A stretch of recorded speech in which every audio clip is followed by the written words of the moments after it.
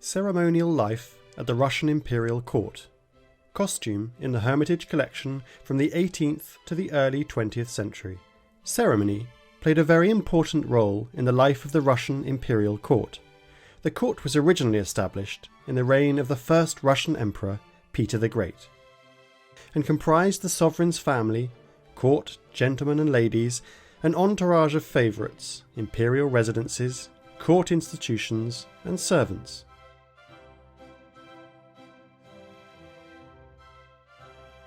The so-called Table of Ranks specified the positions and ranks at court.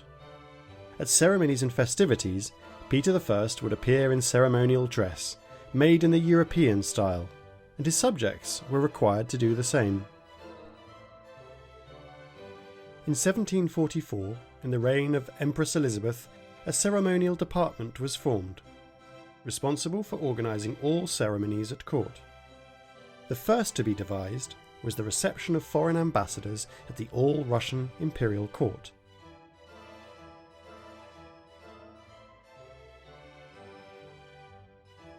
In the reign of Catherine II, Catherine the Great, contemporaries recalled how there was nothing more magnificent than the audience of princes and ambassadors, with flanking rows of cavalry guards in silver armour, the helmets adorned with feathers, and between them ladies in Russian dresses, sparkling with precious stones.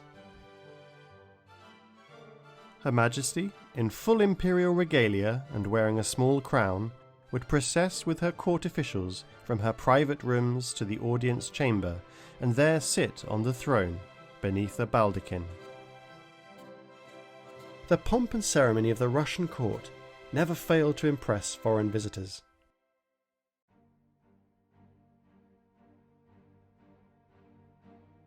In 1858, there came into force a statute concerning processions at the imperial court. Entry to the cavalry guards, presentation to their imperial majesties, invitations to balls and other court gatherings, and the seniority of court ranks and titles. These rituals defined rules of behaviour for every ceremony at the Russian imperial court, including important events in the life of the imperial family, such as christenings, weddings and funerals. The great processions, ceremonial processions of members of the imperial family, marking the most important church festivals and holidays, would move through the formal halls to the large throne room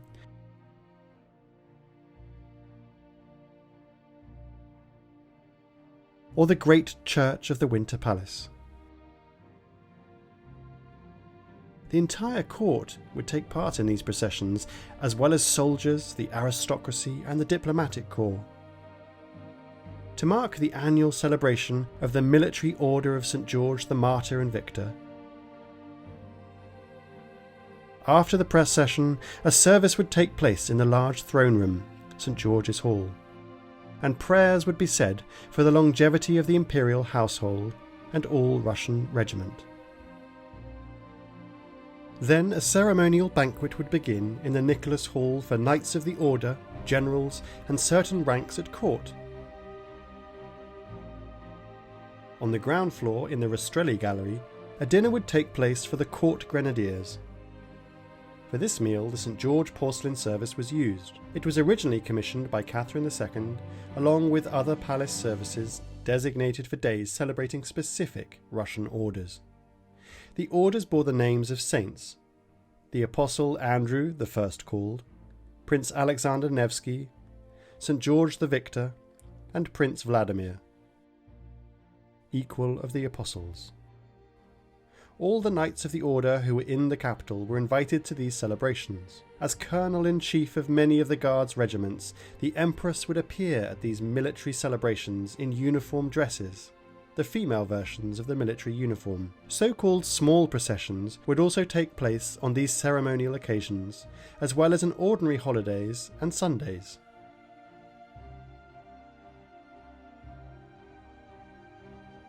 Process to the small church or the small throne room. Courtiers in the imperial entourage and specially invited guests would take part in these processions. In the 19th century, eminent people were allowed to foregather with the imperial family before a great procession in the Malachite Hall and the rooms adjacent to it. Entering behind the cavalier guards stationed by the entrance to the concert hall.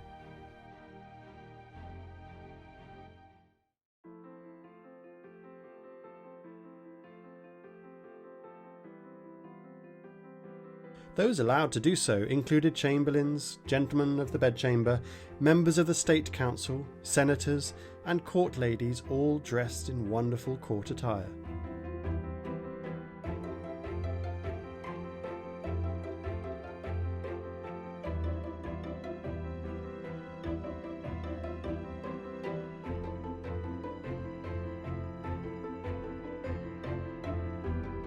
During the great processions, the courtiers were in front of the emperor and empress, who in turn were followed by their entourage, the heir and members of the royal family.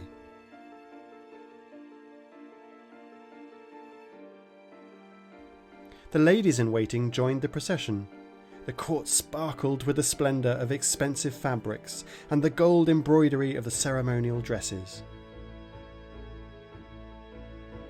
The ceremonial procedure was comprehensively defined under Nicholas I, who stipulated exactly what should be worn for each procession.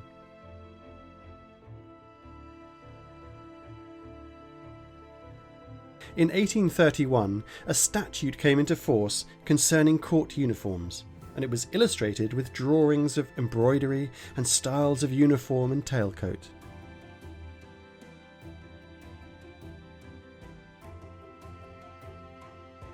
In 1833, a chamberlain's key was added to the chamberlain's costume. In 1834, the emperor approved the description of court attire for ladies.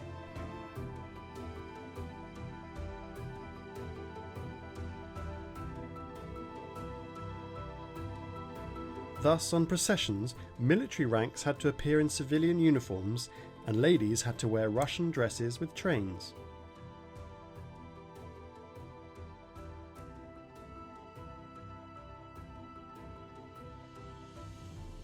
This white satin dress had to reveal both shoulders, while the train of the Empress's lady-in-waiting had to be made of red velvet with gold embroidery. Every lady at court, depending on her rank, wore a monogram or portrait framed with diamonds, attached to the left side of her bodice. It was a mark of high distinction that gave the wearer the name of portrait lady.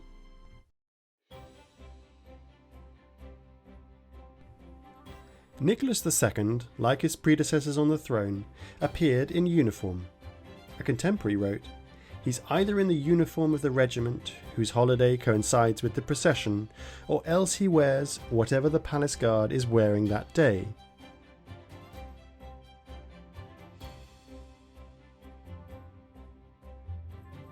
Or he might put on the Preobrazhensky or Lifeguard Regiment uniform in which he served. To mark military holidays, birthdays of members of the imperial family, Epiphany, or the reception of foreign monarchs, great processions were accompanied by military parades. After a church service, the army units would do a ceremonial march past to the strains of the military orchestra.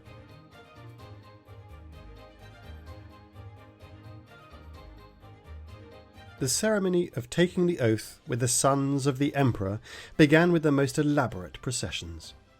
On the 22nd of April 1834, the heir to the throne, Grand Duke Alexander Nikolaevich, stood in the great church of the Winter Palace. Taking part in the ceremony were members of the imperial family, the clergy, and guards officers of the court. The service was led by Metropolitan Seraphim. Raising his right hand, Alexander took the oath. After the service, cannons were fired from the Peter and Paul fortress, and church bells rang out.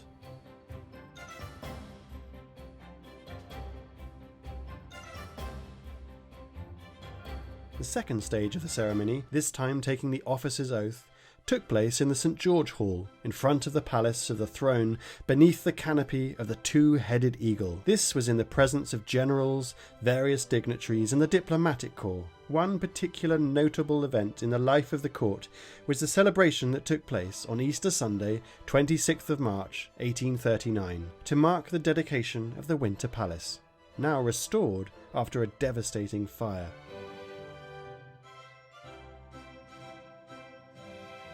After a service in the great church, the imperial family, courtiers and the clergy processed through the ceremonial halls. All those who had taken part in the palace's restoration received commemorative medals with the inscription, "Thank you." On the same day, the imperial flag was raised over the Tsar's residence. The Winter Palace was where the state regalia were kept. These would be ceremoniously transported to each coronation, which traditionally took place in the Uspensky Cathedral in the Moscow Kremlin. The monarch's return after the coronation ceremonies was celebrated in great style in the capital. Court ceremonies, designed to symbolize the majesty of the Russian Empire, were also a visible embodiment of the power of the royal house of Romanov.